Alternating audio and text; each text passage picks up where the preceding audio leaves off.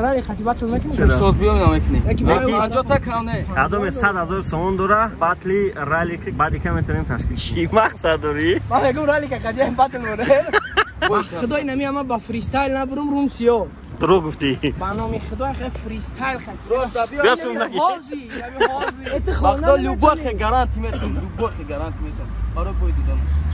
تو رپری بعد دیگه من سینگلیش رالیک زورایشان. برام زورایشان. خدا هم مثال خیلی گیریه کردم میخونم بعد دوز. من برای چی براتن گیره کردم میخونی همین رو میخونم. همین مسام چیزا چی بعد دبورای آوازایی که گویو شونیم سیرا محکم کردیان که چی کردیان یکون گپ نزدی. کسل سرطان نشگی. سومی رپافتای برات. این زمان دلیل برای ما دادی اگه بس که من کار جانگیره که سوم شانتی بس کنه کی او بابجه. سال نام اسپانسری که فرق میکنه 50% سوم شب گیرم بود در رپافتا مونه. اوه در هفته یکی نیم هزار سوم از خود میشه یا مودا 6000 چی گفتنی التماس کردم هنگینای مردک خمسده در دیزد اشتغال در دیزد کنکورس کنو در دیزد گیو کنو در دیزد همه شکست برادرو امروز بعدی در برنامه ما اشتراک داره برنامه رپافتای و در رپافتای یکم سال 2022 بعدی دو جورا گرفت چهارم و دیم و پنجم جورا که جای دیم جورا ویدیوش برامج خیلی خطوندیدین به نهایت کم گپ زد در کامنتر نویسین چی قپر گپ میزنه و اخدامانش هم گپ زنه من دیدم مردک خواهش گپ زنی نداره من لقیده استم با قفم دبرم باید لقی دیگه شتگه کش تو بخیقه پدرش کنه دویمی کامنتاتور فریدون سفارов یکی نه برادر و عبشه خپه یکم گپی گفتنی نداره من میگیره با خپه دبورای صوبای تاجیکستان باید رپ میخوند صوبا کیه و یکی چی سیوم مولدا آمد جمع شدن اما در ایفون دو ترکش ندیش میدونیست میخوند صحابی من میخوندم اگر توی چه نه هزار گپ چه بود کی بخونم یعنی چی گپ هزار چی مثال شد اگه میگی من میتونستم کی بخونم من در 3 ساعت بنویسم و پروگرام چوشتا چی بعد دبورای آوازایی که گویو شونیم سیرا محکم کردیان که چی کردیان یکون گپ نزدی چی بعد آوازم چی باید میوزم تو ما؟ میرم یعنی شونیم سی اگر یه همون ویدیو نبروره اونم محکم کردی همه گفت چونه؟ تو یکم ورشگه که یه همون در کانال دیچ نپرسه گوشی اینمی ربافته سر کردم بعد ما همین پرتوفتنم دیگه سر کردم ده 3 ماه بود دیچ نپرتوفتنم بابشه هم نکی ترا هیچی آوازه نکردم زنشی شونیم سی را هم برشگاه گیر دوبارش هر خیلی گپ مردانم میپروگرامیو که مثال یکم چیز دیگه نمیپروگرام که کسالی را یکم بر مرده بروارگ نیستی کسالی چی؟ نه کسل سرطان نشگی نه برادر اینایی سومی رپافتای برات اینومی جهانگیر اینومی جهانگیر رپافتر اکای جهانگیر جانی فاویک رپافتر دستگیری کردیسته و چی گفتنی التماس کردم خیلی سب همه خیلی چیزا بسیار شده سپانسرها با همین چیزای سازمانان که مثال حرکت کنیم جهانگیر فهمیدی چیزای سازماندن در کار با مثال از 500 سم یکم جایم خیلی مثال نام سپانسری که فرق میکنه 50% سوم شب گیرم بود در رپافتا مونه اوه درو هاز یکم جا 500 سم در یه هفته یکی نیم هزار سوم از خود میشه یا مودا 6000 یکم جا 500 گرفتم یا یکم رالیک 800 گرفت 800 هی رالیک ما میگن که مکتبی که ایو میخونن گفتی گپا غمزده ها چی نداره تمام ایبین رفت 1300 سوم رپافتا را گرفتم خانداشون بزنم من گفتم اکای جانگیره که سوم شانتی بس کنه کی او بابجه آوش گرفته است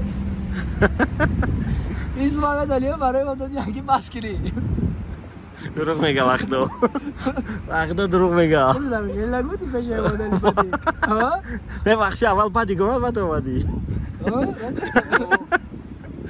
دروغ شد دوائنه خمیده من نزدیکی چی ترکش داد کنه Да ишқим ришта бро.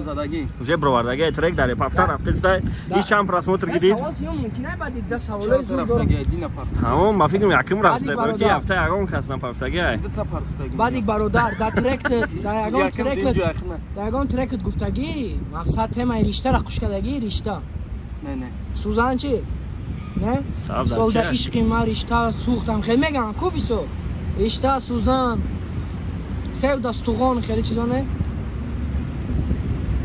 آخی ترک همین عشقیش همی سر میشود تو در جان خود داره با عشقی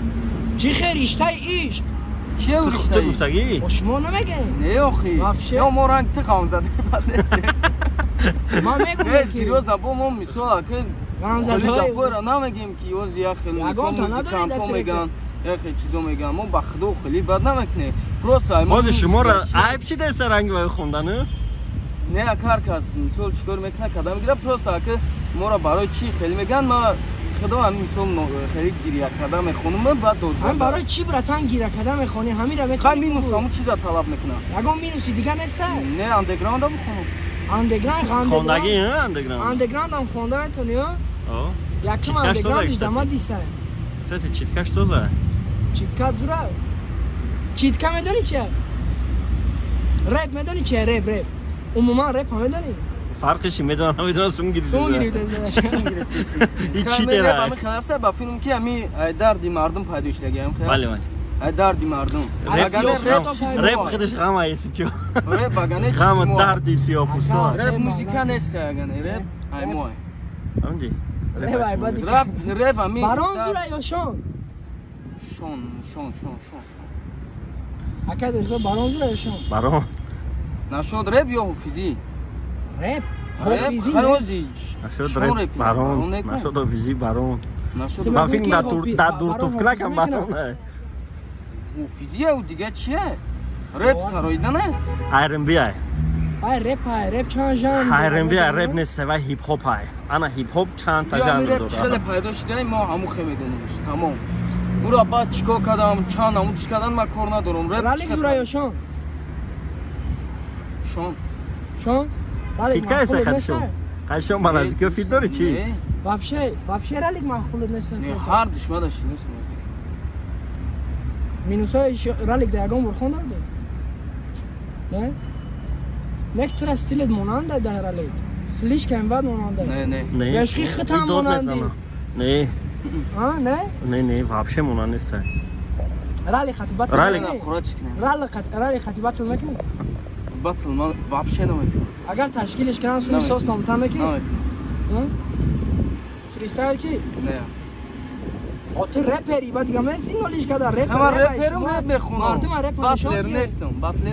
آخه همون بطلر رپر هردش داید داره نه چی مقصد داری؟ من بگم رالی که قدیم بطل بوده بس سپانسر کی میشه دیونه؟ من میام سپانسروز به رالی که میزنی در بطل با گفتی خودت اگر شوه مردمش داره این بطلی هم چرا پشکی اگون چی نمیگم ده بگیم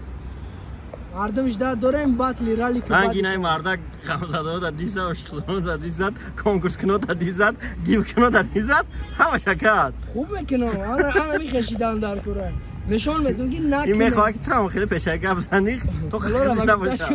تو خیلیش نباشه سوز بیام نمیکنی چند هزار در کار باشه فریمر نه 5000 بسه نه چند کار 20000 نه کمان من یکم بطل 50000 این کار کنم به 50000 ممکن 50000 رالیک دام 5000 100000 سوم دوره مرحمت بطلی رالیک کیرا بعدی میتونیم تشکیل کنیم نکی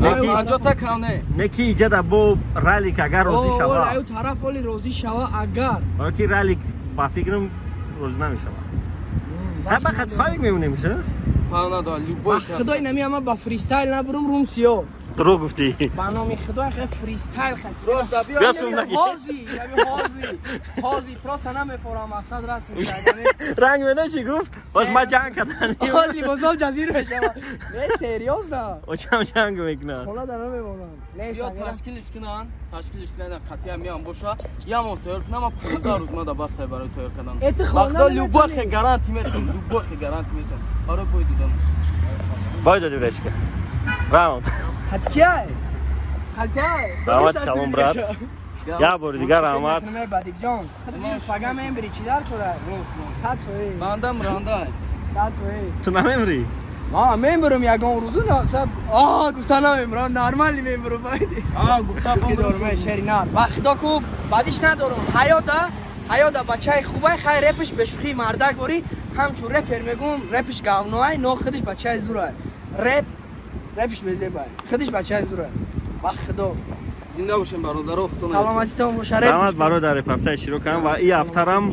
در رپ هفته هسته و دیگه کدوم چی سوالی داره در کامنت ها را بنویسین که مردک ما نتونستیم مجبور کنیم گپ زنم باش سوال شما تا جواب میده ما برام اینترست نش کردیم نصیب یاد میگیری اخیر یاد میگیری تمام